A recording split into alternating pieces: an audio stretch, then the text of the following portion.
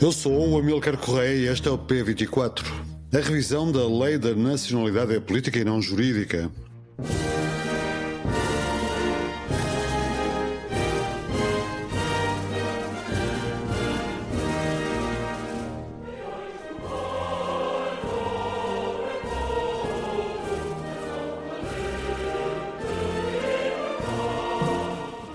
Depois de sucessivos adiamentos, a Lei da Nacionalidade volta à discussão hoje com novas mudanças na agenda. PSD e CDS apresentaram uma proposta segundo a qual a perda da nacionalidade passa a estar prevista no Código Penal como pena acessória, retirando esta questão da proposta legislativa. Os partidos do governo defendem que a perda da nacionalidade seja decretada por um juiz nos casos de crimes de maior gravidade, com pena de prisão efetiva igual ou superior a 4 anos, como acontece com os crimes contra o Estado, homicídios ou violações. O Chega tem feito várias exigências neste domínio e até a considera uma linha vermelha. Após avanços e recuos na forma, André Ventura quer uma perda automática para crimes como terrorismo e violações. O PS, que é contra este princípio de perda como pena acessória, sugere prazos mais curtos do que os do governo, regime de naturalização e garantias específicas para os cidadãos da CPLP e da União Europeia, propondo que o prazo de residência legal para um candidato à naturalização seja de pelo menos 6 anos. A convidada deste episódio é Emelina Oliveira, investigadora da Nova School of Law e especialista no direito da imigração, asilo e nacionalidade.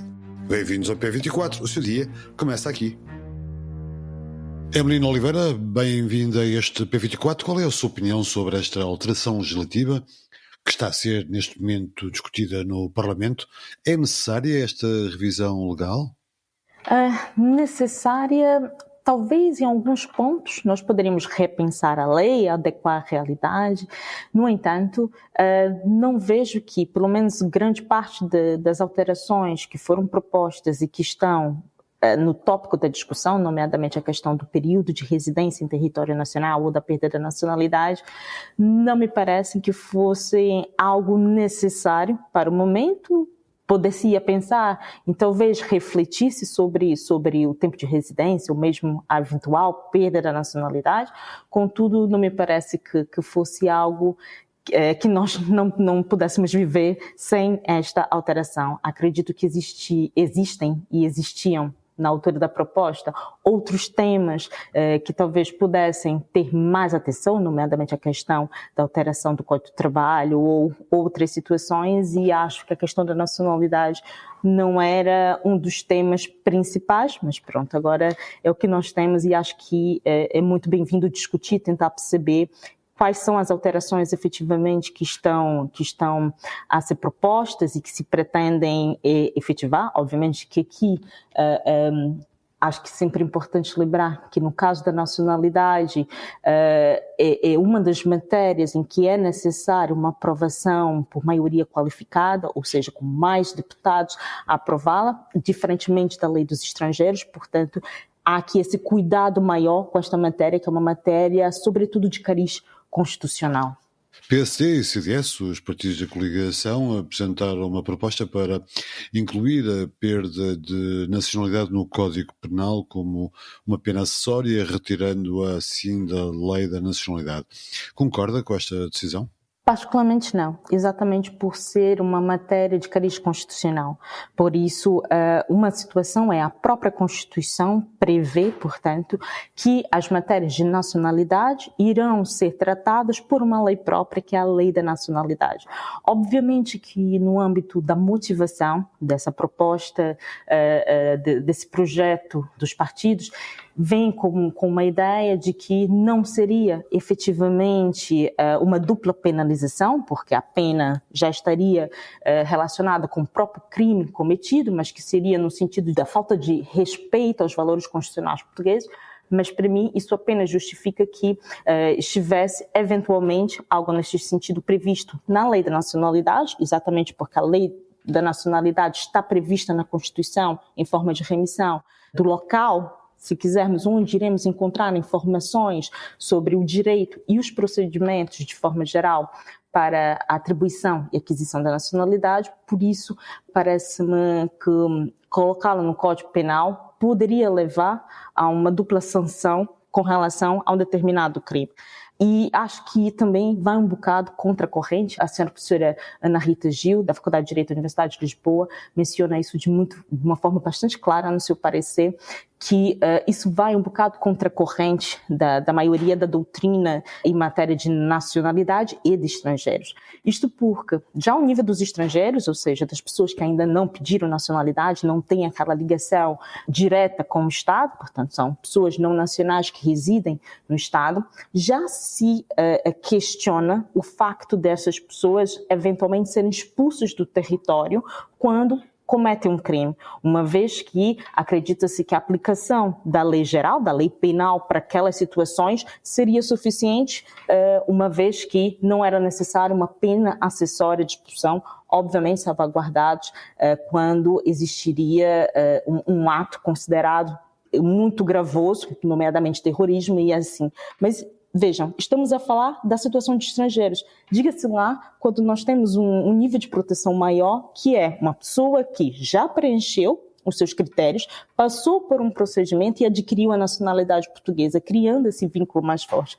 Portanto, parece-me estranho estarmos aqui a pensar em retirar essa nacionalidade, já é um nacional, e igualmente é um nacional de origem, portanto, uma pessoa que nasceu no território de pai e mãe portuguesa, eventualmente, se essa pessoa cometer o crime, nós iremos aplicar a legislação vigente sem questionar se essa pessoa deve ou não sair do território. Portanto, parece-me que, por uma questão de igualdade, por que não fazer o mesmo? Um estrangeiro deixa de ser estrangeiro exatamente quando adquirir a nacionalidade, e é este tratamento que nós temos de dar, sobretudo porque é o que está previsto na Lei da Nacionalidade. A Lei da Nacionalidade é clara a indicar que se uma pessoa tiver mais de uma nacionalidade, quando ela estiver em Portugal, se ela for portuguesa, ela deverá ser tratada como portuguesa.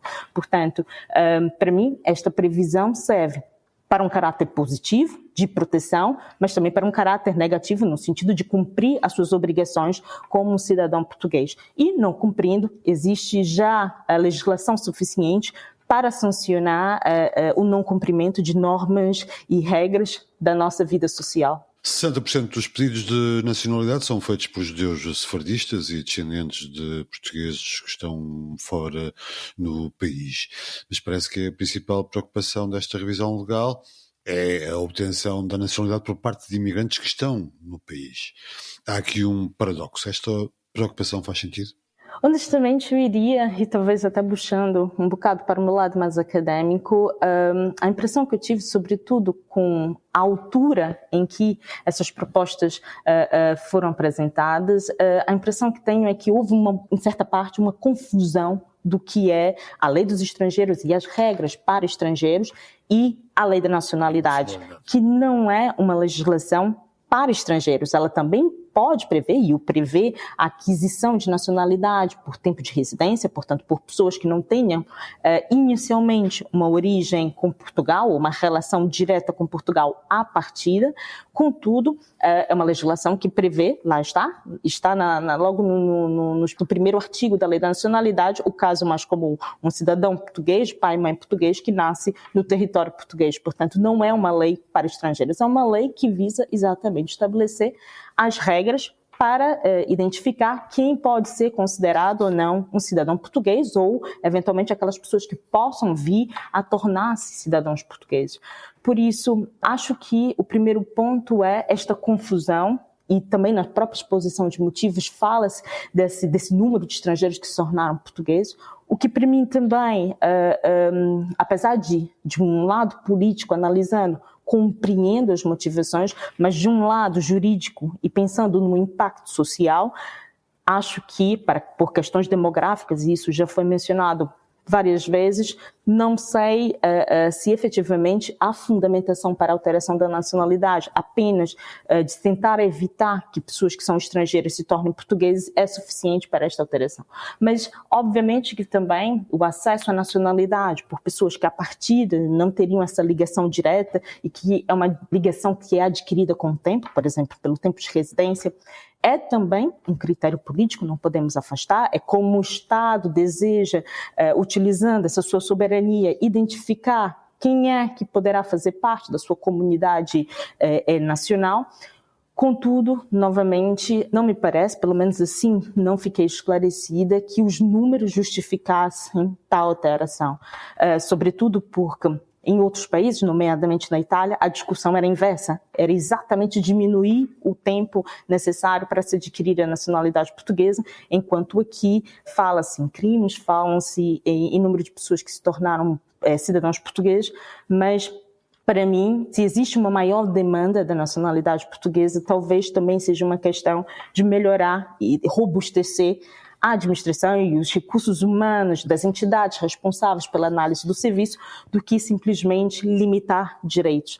Mas, pronto, esta é uma visão de várias e aqui estamos nós a discutir a alteração à lei da nacionalidade. Emelino, corrija-me se estiver errado, não há dados que nos digam que há uma subida crescente do número de crimes praticados por quem se naturalizou português, a ponto de tornar urgente rever esta lei.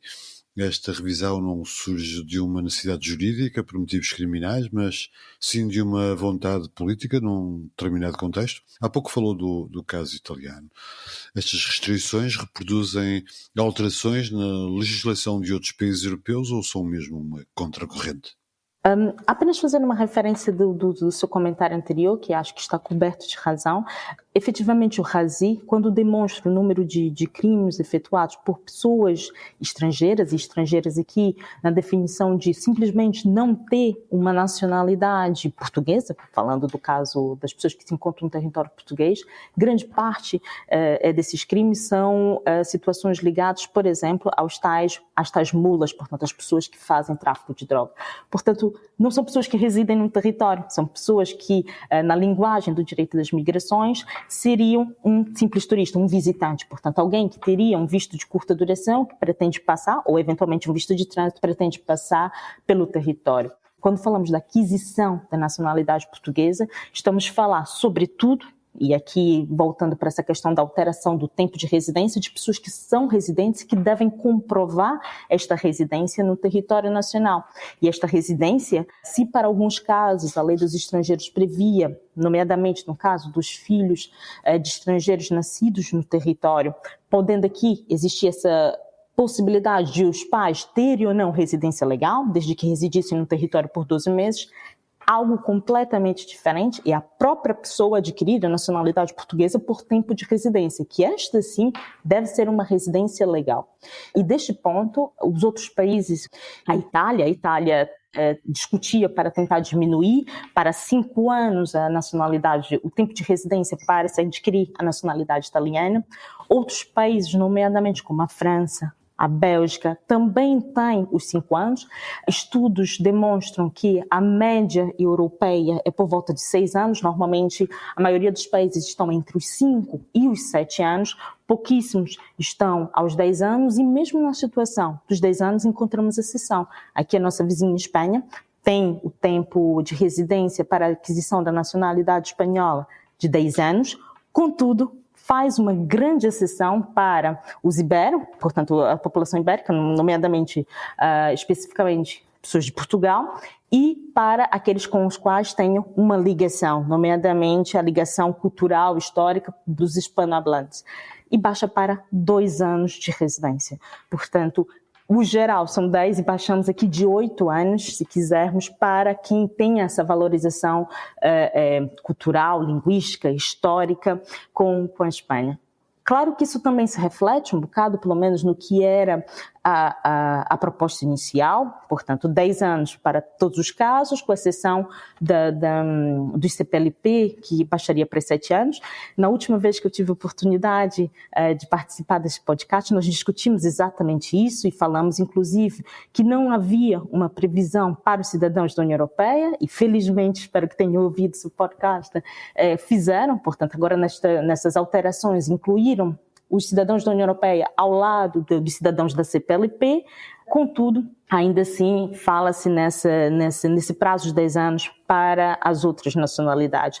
Já se discutiu se existiria uma discriminação, se essa discriminação seria positiva ou negativa, mas, de forma também de resumir o meu comentário, eu concordaria nesse sentido novamente, a professora Ana Rita Gil, no sentido de que poderia pensar em voltar para o que era antes da alteração dos 5 anos, que eram exatamente os 6 anos, que é a média europeia. Portanto, se houvesse uma alteração nesse sentido, não me faria confusão, porque estaríamos dentro da média europeia, já foi um período utilizado anteriormente e não houve tantos, pelo menos estatisticamente, um efeito tão avassalador de números de pedidos, portanto não me faria confusão. Acho que os 10 anos é talvez não valorizar quem tenha feito um plano de residir efetivamente no território, contribuir para o território e que queira valorizar essa ligação que se faz com o território português. Por isso perguntou-me se isso seria mais jurídico ou mais político. Definitivamente essas alterações de tempo são políticas, são escolhas nacionais, como mencionava, para tentar determinar quem pode ou não fazer parte da comunidade nacional. E acredito que aqui há escolhas que se devem fazer, não apenas para o hoje, para o contexto político atual, mas deve-se pensar a longo prazo. Quantos empreendedores, quantos investidores poderemos perder se uma pessoa que pretende investir, empreender no território, talvez se aperceba que apenas em 10 anos poderá tornar-se um cidadão português, porque esta também é uma forma de atrair e desenvolver economicamente o país. Portanto, antes de pensarmos naqueles que nós não queremos como nacionais, devemos pensar também se os resultados destas medidas não afetarão aqueles que nós queremos trazer para o território. Elenir Oliveira, foi um prazer ter falado consigo. Obrigado por ter vindo ao P24. Muito obrigada. Estamos aqui, apresenta Beats Volume 1 pela primeira vez ao vivo. É um disco mítico do hip-hop português e 23 anos depois será tocado ao vivo pelo músico Chelas, ajudado pelos Orelha Negra e por uma orquestra. Acontece a 31 de outubro e a 1 de novembro no CCB, em Lisboa, e no dia 25 de novembro na Casa da Música, no Porto. O jornalista Mário Lopes conversou com Estamos Aqui e a entrevista é a capa do Y desta sexta-feira.